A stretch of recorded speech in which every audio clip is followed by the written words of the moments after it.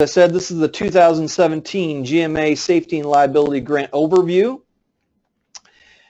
We're going to cover basically two things, grant requirements and 2017 changes. Really, if you went through this process last year, there's really not much changed in that. We've done a few things, hopefully, to make it a little bit easier, but for the most part, it's pretty much the same as 2017. Again, 2016. In 2016, we did make some changes to a variety of different things, but there shouldn't be much of an issue at this point in time if you did it last year. As I said to a couple of the people within the presentation, if you have a question, don't hesitate to ask. More than likely, if you have a question, everybody else has that same question. And the more questions you ask, the more I can answer, and probably it's going to help somebody else. So don't hesitate to do that. And then after we get done with the actual grant requirements, we're going to talk about the safety action planning and loss analysis, which is a requirement for anybody that has premiums over $100,000. So in order to get your grants. And we're going to talk about that. So let me know if you have any questions. If not, I'm going to continue going on.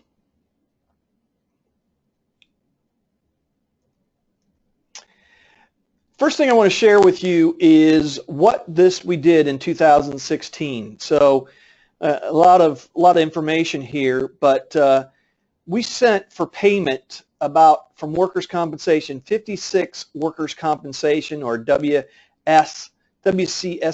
grants for about $223,000 or a little more, almost $224,000. And GIRMA, we approved 76 grants for $169,000. If you look down at the combined A and B, that kind of tells the whole story. We had a budget for workers' compensation of $300,000. We only spent $226,000 total. So that's a issue there. In regards to the GIRMA, we actually had a budget for $200,000 and we spent $269,000 because we got a $70,000 extension from the GIRMA board to do that.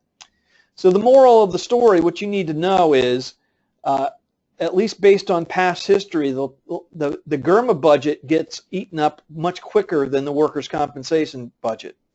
So if you have GIRMA related items, and we're going to talk about that, you need to go get those in as quickly as possible because there's no guarantee that they're going to extend the budget into later in the year. And if we hit $200,000, we're not going to go beyond that potentially unless they extend the budget. Again, work comp, we did. I hate to leave that money on the table. We left $184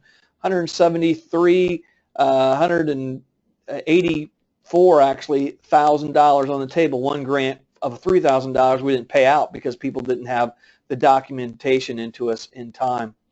If you look all the way to the bottom, and we're going to talk about this a little bit later too, we provided 6 grants for about $4,500 to HR Express, and hopefully you guys know what HR Express is.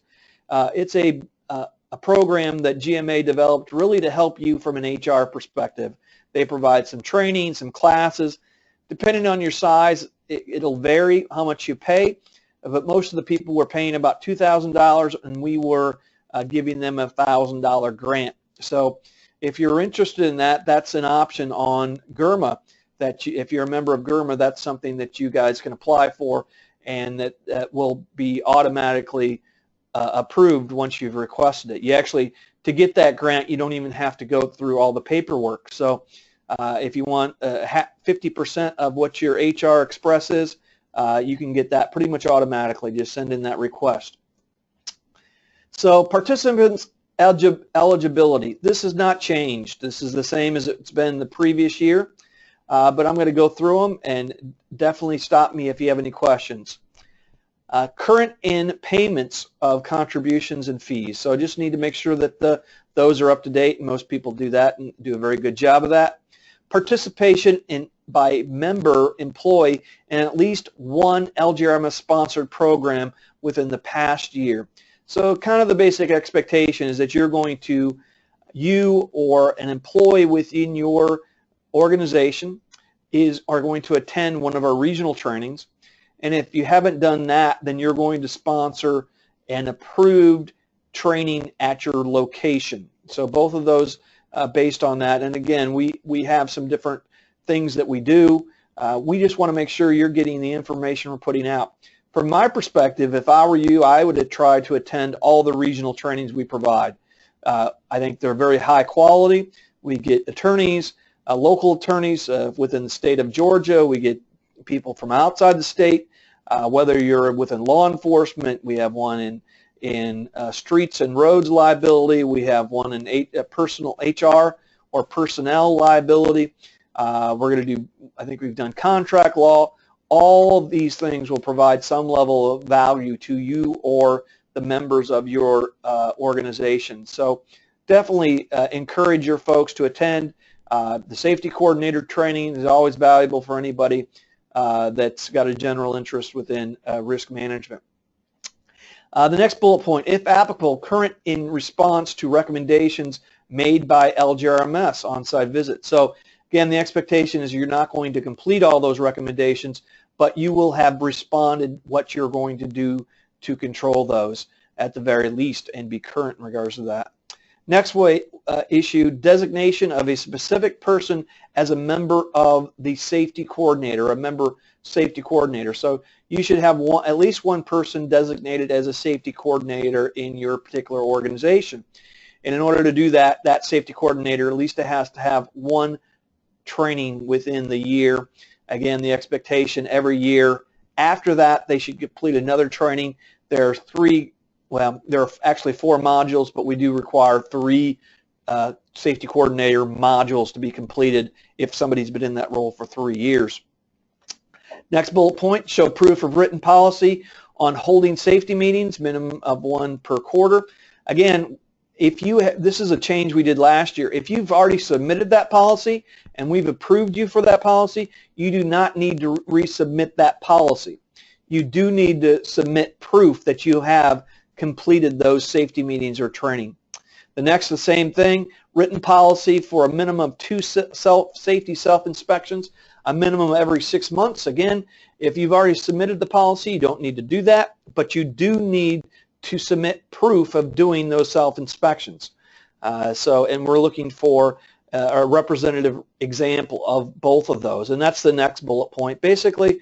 So again, all these things, these documents that you're sending in, including the application, can be scanned in and send it to us via email, whatever is easiest for you. If you want to mail it, that's fine, but email, we always have an electronic copy.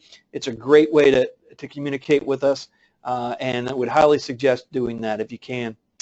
The next bullet point, show proof there is a written mandatory seatbelt use policy signed by the current mayor, city administrator. We want to make sure that this is within you, that you are utilizing this and that it's being distributed to the employees. So what we'll do is we want to see the proof that the policy exists, but then we want to see, and really in verbiage, how you're distributing it. We don't necessarily need to see proof of that, but like to know how it's being distributed. Is it put in everybody's check?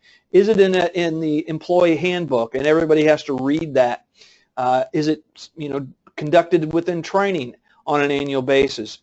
We believe seatbelts are a very, very valuable point of reducing risks within your organization. And a lot of people have seatbelt policy, but I always question the compliance of that specific rule. So training is a piece of that. We're going to talk about the performance chain a little bit later, but we want to see people have people wearing seatbelts. And the premise behind this is really saving lives and livelihoods within your organization. And then the last bullet point on this is really for only members with premiums over $100,000.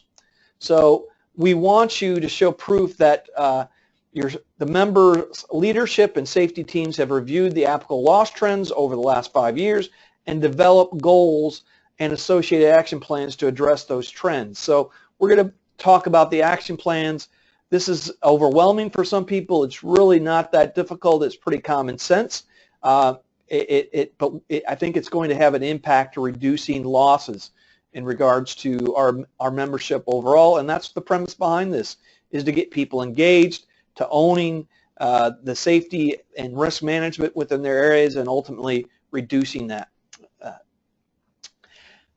Next page really talks about program guidelines, and again, this was a massive change last year. Prior to this, in 2015, we just made it eligible for anybody to get up to $6,000 in grants, and we had members that were paying less than $1,000 that were getting $6,000 in grants, and we had members that were paying close to, you know, 6 figures or over 6 figures, or close to 7 figures, and we're only getting $6,000. So we wanted to provide something that would provide an incentive to those people that are paying more, and, you know, not necessarily provide people more money back within their grant than they were paying in premiums. So with that being said, we set these criteria up, and the criteria is anything over $200,000, you get a $10,000 grant. Again, between $60,000 and $200,000, you get 5% of your premium. And if you question what that is, what your premium is, you can just send me an email, and I can search that out and send it to you. Again, premiums between $6,000 and $60,000 will get $3,000. Between $1,000 and $6,000 will get 50% of their premium, and less than $1,000 will get $500. Pretty self-explanatory. Again, if you have questions specifically regarding your what your premium is, what you're going to be entitled to, let me know. We will send that out. So an easy way to do this is if you send in we'll talk about this a little bit later too, but if you send in a list of things you want, you know, this and this and this, we'll send you back in our initial email on approval. It'll tell you what your maximum grant amount is that it's allowed, and we can work that out. But if you're interested before that, you can give me a call or send me an email. So here's some examples. Again, they kind of hold true from last year too. But if you are the city of Happyville, which it sounds like everybody's happy out there, so everybody might live in Happyville. But they pay $330,000 in GIRMA and $143,000 in workers' compensation. They would be eligible for $10,000 GIRMA grant and a $7,200 WCSIF grant. The city of Partytown, and hopefully you guys don't belong in that city. That sounds like a bad city. $15,000 in GIRMA and $3,600 in workers' compensation. They would be eligible for a $3,000 grant from GIRMA and an $1,800 grant from workers' compensation. And the last place is to be City of Cleanville. I'd like to live there, but it probably wouldn't be left in. $94,000 in GIRMA, $58,000 in workers' compensation. From a premium perspective, they would be eligible for $4,700 in GIRMA and $3,000 in workers' compensation. Questions or comments? Anybody have any questions or comments? I'm going to see if there's anybody's hands raised here. It looks like everybody's totally aware. Don't be shy, everyone. I'm going to pull a couple of you guys out of the list and talk to you in a little bit. So just make sure you're aware and that you're not sleeping next to the phone. Don't want to hear any snoring if that's possible. So with that being said, let's talk about the program guidelines. The GIRMA grant will also reimburse 50% of the cost of HR Express, and we kind of talked about that. This is, again, you don't require any supporting documents. You can send that in. If you're going to request other items, though, I would request you send them all at the same time. We don't like to do separate checks or get separate things out. We want to make sure we send things out and make our accounting department as effective as possible. The next piece is a documented mandatory use guideline or SOP signed by the department head or manager, top manager for any of these programs.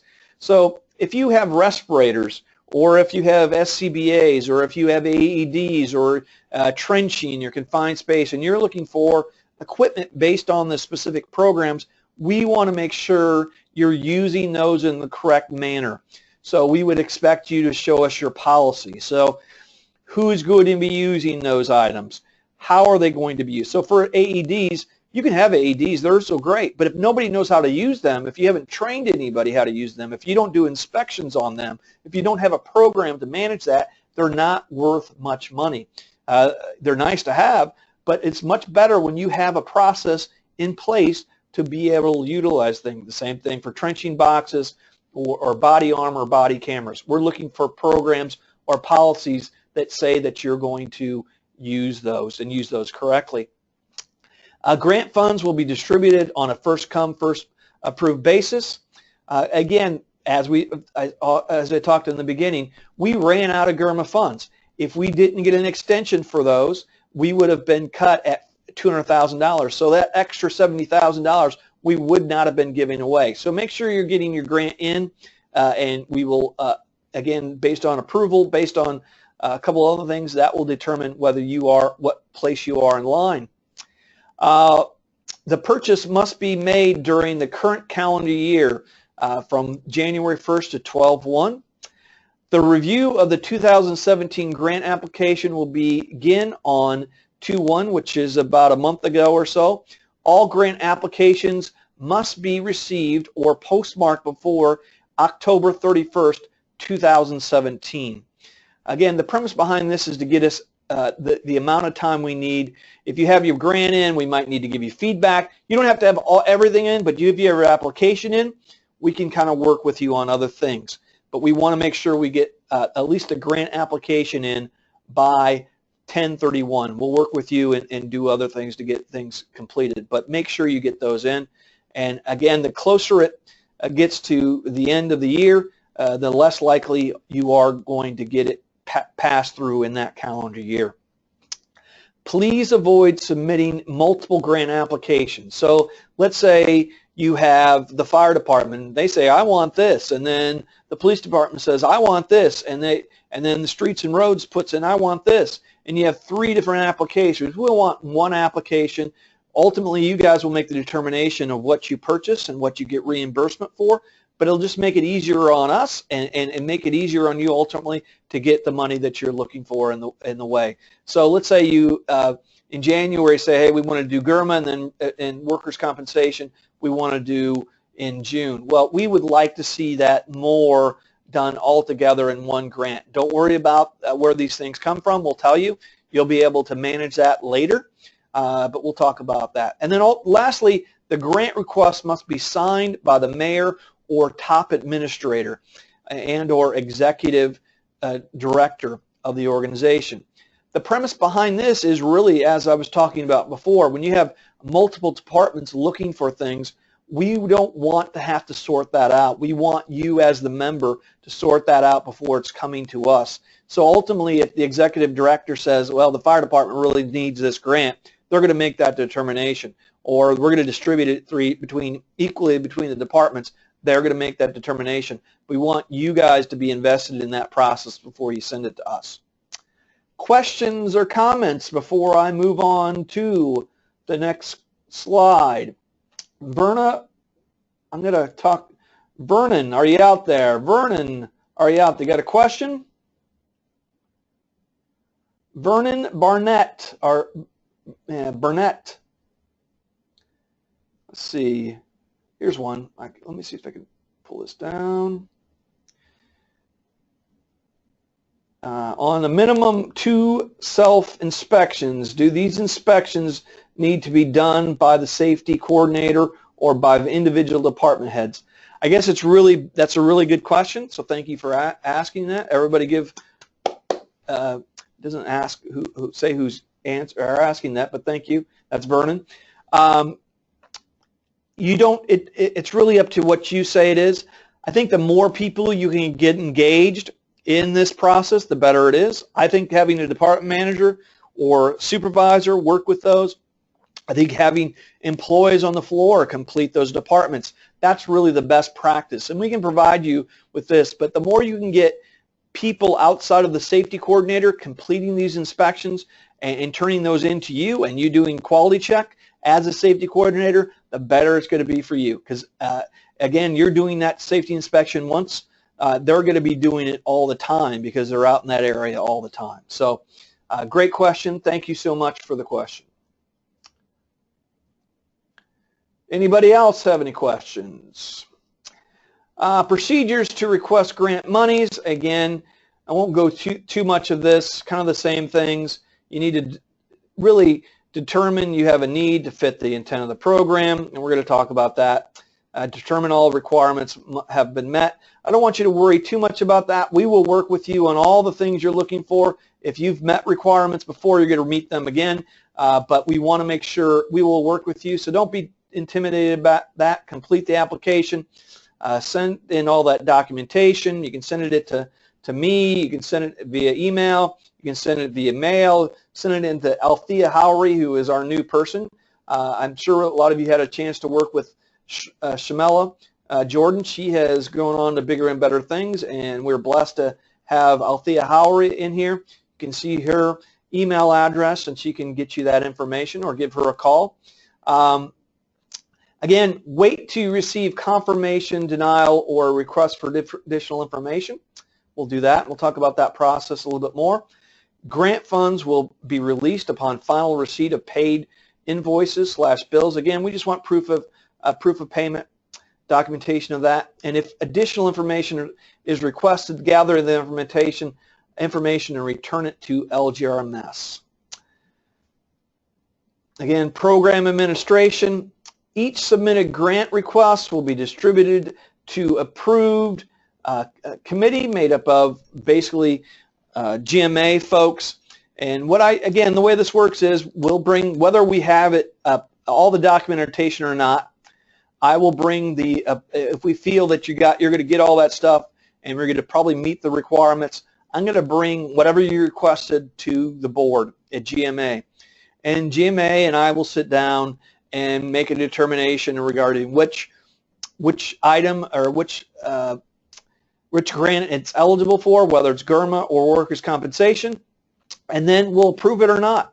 And then based on that, I will send you a letter that's stating what's happening, and we'll talk about that in just a little bit. Grant timeline, again, usually takes about an average 3 to 4 months. Again, I've approved grants. I've received grants and approved them and cut a check within a week before. So it's really all about timing of that incident. If you send in an application and you have all the documentation, that's great. That's the biggest part of this. This is one of the biggest parts of that.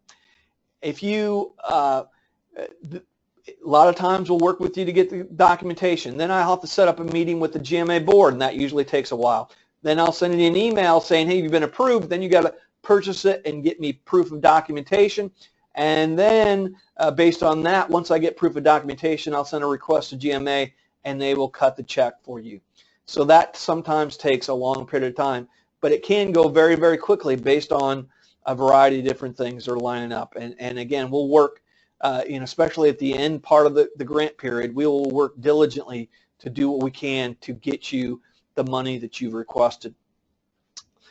This is the grant application, and as you can see, this is a blank application, kind of hidden some of the names, but within this, they have done a very good job of detailing what they're looking for and why they're looking for it. So the item name is essential, so we need an item and description, and then how is it going to reduce risk within workers' compensation or GIRMA, and then whatever the estimated cost was going to be. The cost is not the important thing, because we have people that are eligible for $3,000 worth of grant, and they'll send $20,000 of items in, and we'll either approve or disapprove those things, and some of them, 6 of them in one column, put some in the other. They don't have to purchase all those, but they can purchase up to $3,000 of those and send those in. So you don't necessarily have to prioritize or have a big prioritization up to that. You can send a variety of different things. I'd like to have some level of prioritization. Again, the easier it is for us and the more likely you're going to get approved. If you have a bigger item that fits within those buckets, it's going to be easier for us to process and put through. So just a words of wisdom there. Again, if you look at this page, it's the bottom of that particular grant. You'll see the signature portion of this, that the print and the mayor's name or the top administrator. This is where we say that they have reviewed that, and we need that before we can process that grant. And that's something that some people forget, but it's very, very important to us. The next piece, if you see the two arrows there, that's where, again, historically speaking, we've wanted to see copies of those particular policies or programs. If you previously submitted those and they've been previously approved, you do not have to submit the policies any longer. You do need to submit the proof of either the inspections or the trainings and meetings have been completed. So that's a piece. The workers' compensation. This, again, when we sit down in the GMA board meeting, we basically ask the question is, can the item requested reduce the risk of employees' injury or workers' compensation claim? That's the question we ask. So if you can't answer that to us, more than likely we're going to have a difficult time doing that. So just to let you know, again, that's what we're looking for. There's a variety of different things we look at. People have training videos, we've approved those, attending courses, seminars, purchasing of equipment. We got body armor, confined space equipment, retrieval equipment, trenching boxes, soaring. Those are all typical things that we approve. Here's another list of things that we approve. Again, PPE, a lot of fire turnout gear, body armor, ergonomics equipment, and again, there's some caveats there, but we've approved lifts for trucks so they don't have to, or smaller equipment, lifts for lawnmowers, other things that they used to have to lift themselves, that these hydraulic lifts did all the work for them. We've done things for slip, trips, and falls, chainsaw equipment, trenching. All these things are popular from a workers' compensation perspective. GIRMA and property and liability items, again, the same question. Can the item requested reduce the risk of a property and liability claim? So, can it reduce property claims? Can it reduce liability claims? So what are those liability claims? Well, we see a lot of liability claims in HR. We see a lot of liability claims in regards to law enforcement. We see some in regards to streets and roads. So what can we do? So training videos, again, attending courses, seminars. There's department accreditation, certification fee. We're doing that within CALEA or Georgia Chiefs. That's a certification fee, and your police department would be aware of that. Equipment such as playground enhancement to reduce liability there. Traffic controls, barriers, cones, fencing, flagger certificate, flares. Lights for vehicles and camera systems to reduce risk there. Law enforcement, gun locking devices, car, body, and taser cameras are all something that we have approved previously for law enforcement. And again, there's a whole laundry list of items, and I can send this to you if you request things that we typically approve. But from barriers, same kind of list that we've talked about before. A lot of typical things that we've approved. But again, it doesn't have to be on this list. If you feel that your item can reduce property or liability, tell us that story. Tell us how that's going to happen. And if you can tell a good enough story in regard and say that it's going to be, we'll probably buy into it and approve that item. Ineligible requests. Again, grants do not cover personal protective equipment, hard hats, general use items, safety glasses, safety shoes, disposable gloves, flashlights. Those are all things that a lot of people put in their list, and we don't approve those. Weapons of any type we don't approve. Salary costs we don't approve. General training requirements we don't approve. So if somebody has to be trained for their job, it's a requirement. We're not going to approve that and provide any money towards that. General equipment for multiple purposes. So a lot of people had said we want a computer to do this on. Well, that was one aspect, and they could use it for other things, so we didn't approve it. Furniture, we have typically not approved furniture items. And association dues and fees, we've not approved.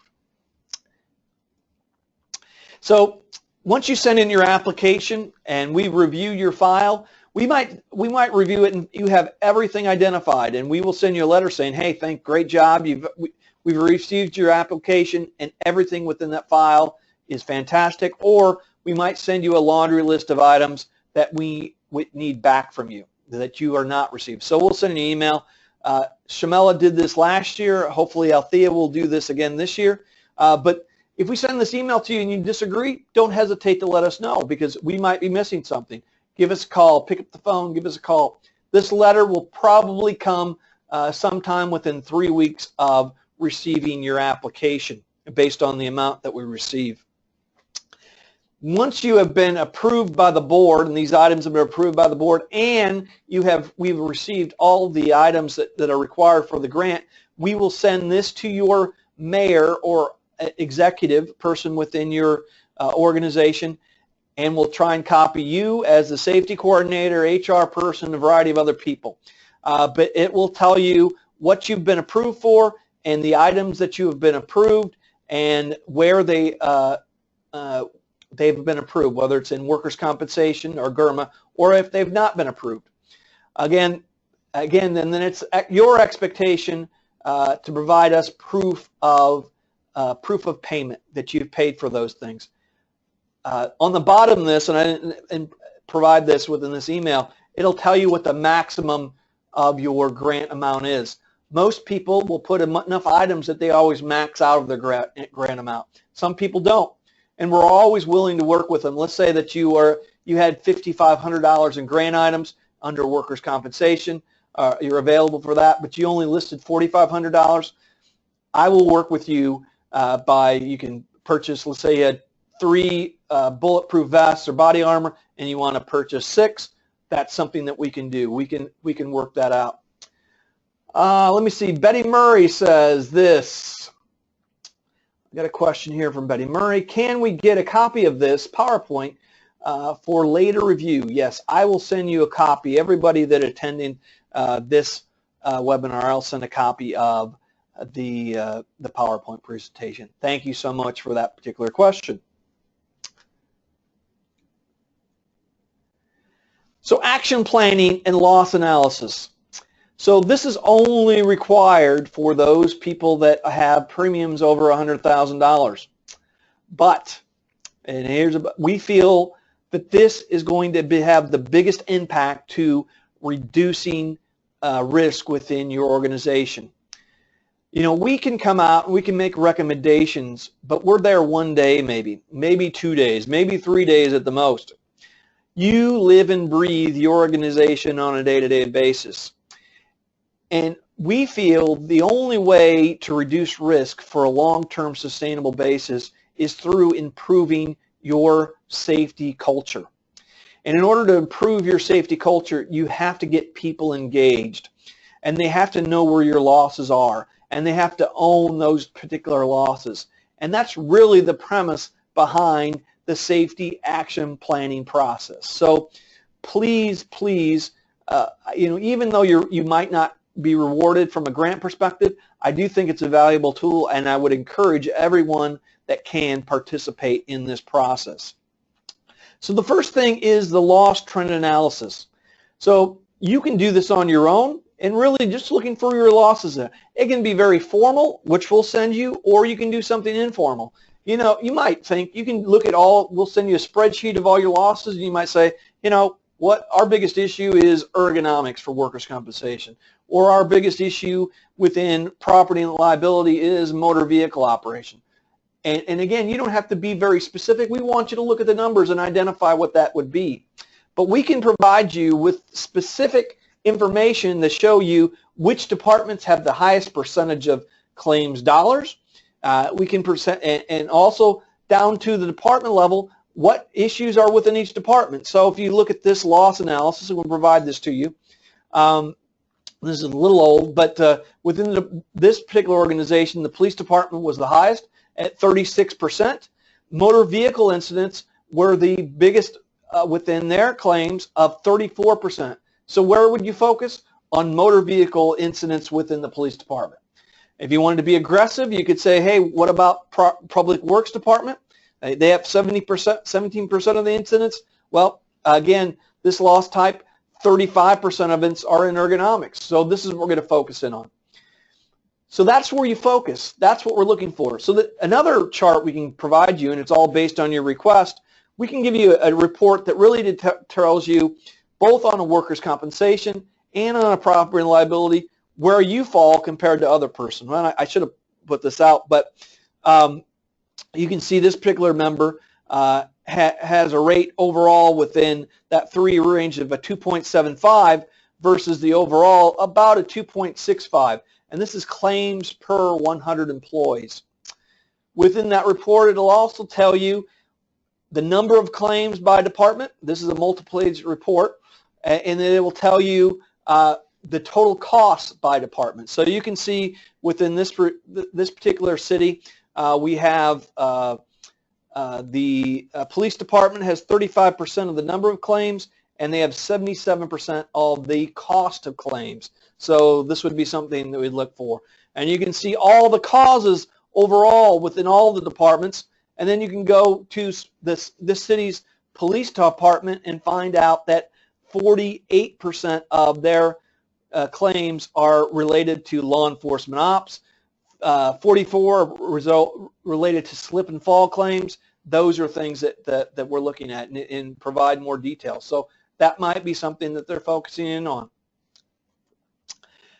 The action plan, and I'm going to go to the next slide. It really talks about the action plan. And a lot of people, the expectation is you're going to put the city name here. You're going to put the year that it is, so it would be 2017. You're going to put the departments that have the biggest losses. So you can see here, we've put police departments and public works, and that's typically kind of the 1 and 2 out there for GMA as a whole. And then talked about some of the loss trends in general, where some of those loss trends are. And then we have specific action plans for each department. And again, we're not looking for you to cure world hunger, but we are looking for these plans to have some impact in regards to claims on a year-to-year basis.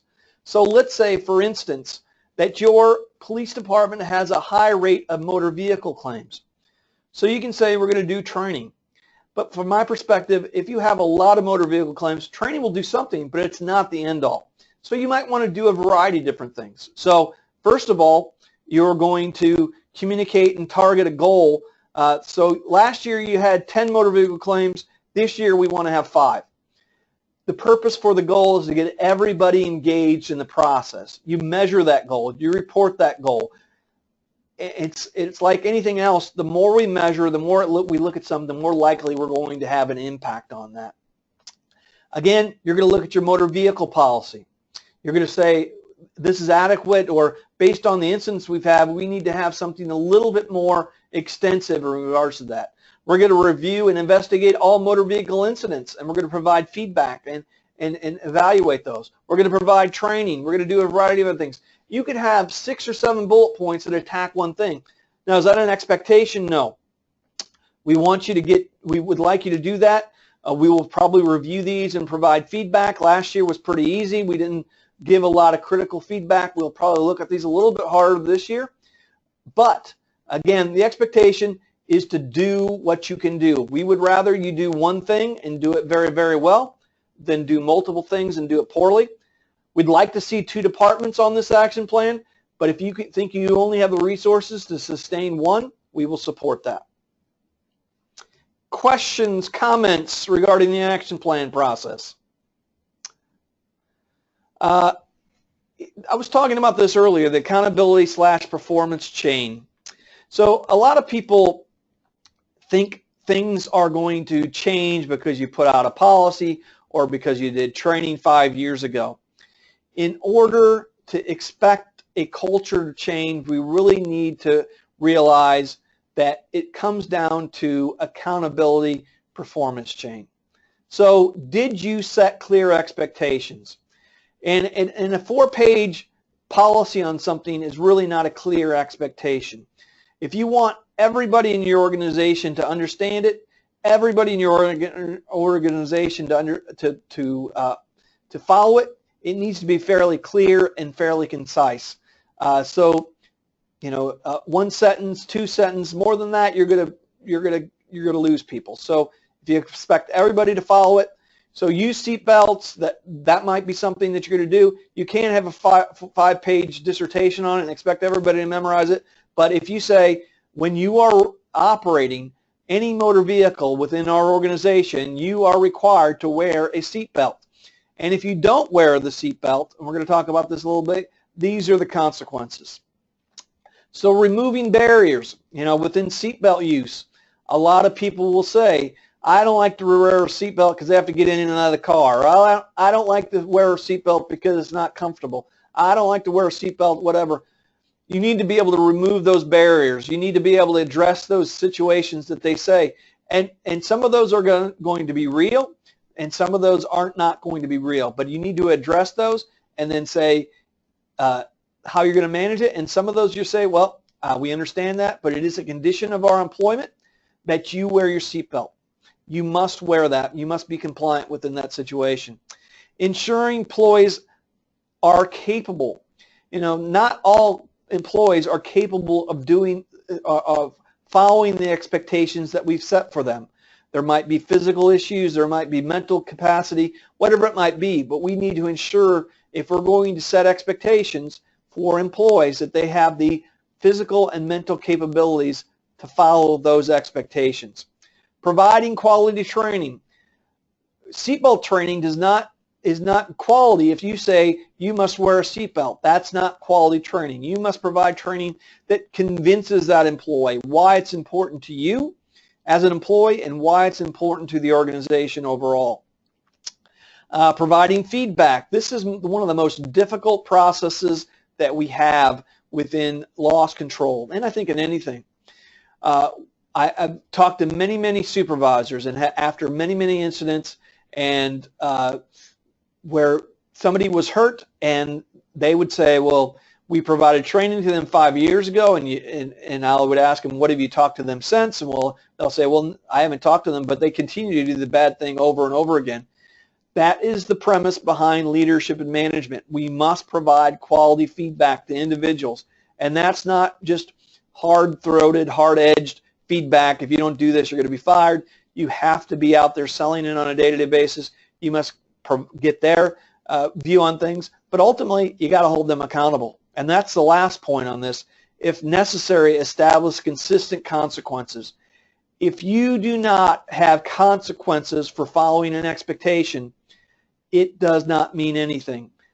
If you, again, are an employee and your employer says you must do this, but they don't say this is what it's going to mean, this is going to be the consequences of it, and if people fail to follow through and follow that expectation and nothing happens to them, to me that sends a poison throughout the organization and ultimately says this expectation means nothing with an organization. So if you want employees to follow an expectation, if you care about those employees, if you care about their safety and their health, make sure they know what the consequences are. Express those people to those people when you put that expectation out, and then hold them accountable.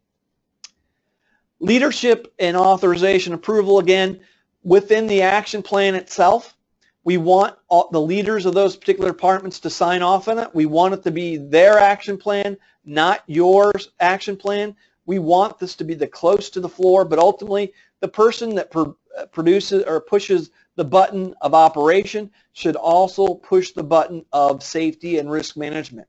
So if they're not doing that, then that's an issue. And again, that's why we want them to buy off on it. Ultimately speaking, leadership has the most impact on changing any culture, and if they're not bought in to changing the culture in the direction we're trying to go, then ultimately we'll never be successful in changing that culture. Questions, comments, suggestions. Got a question. How many of you fell asleep during that presentation? Anybody use that for nap time? Let's see. Anybody? I'm going to pick on a couple of you, so hopefully you're ready to talk. I'm going to pick on you, Christine. Christine, are you out there? Christine Etheridge. Hello. You have any questions from that? No, not so far. It was really helpful. A lot of good information, but I don't have any questions. Good. That's what I like to hear. That's what I like to hear. Let's go on to Betty. Betty, you out there? Hi, I'm still here. I didn't go to sleep. Excellent. That's what I like to hear. So, Betty, do you have any questions? I don't really have any questions other than if you could send Miss Tina Clark a copy of our losses for last year.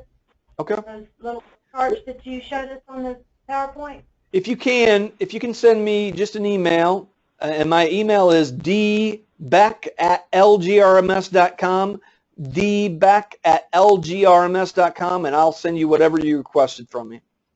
Okay? Great. Thank you so much. Pamela, you have a question, or at least you have a question mark on your thing. How are you doing, Pamela? I'm good. I don't have a question. I was just answering your initial question about whether I'd fallen asleep. Okay. Thank you, Pamela. Well, with that being said, I'm going to let everybody go. I thank you so very, very much. I wish you guys a great Friday and the rest of the weekend. Enjoy the weather, and don't hesitate to give us a call if we can be of any assistance.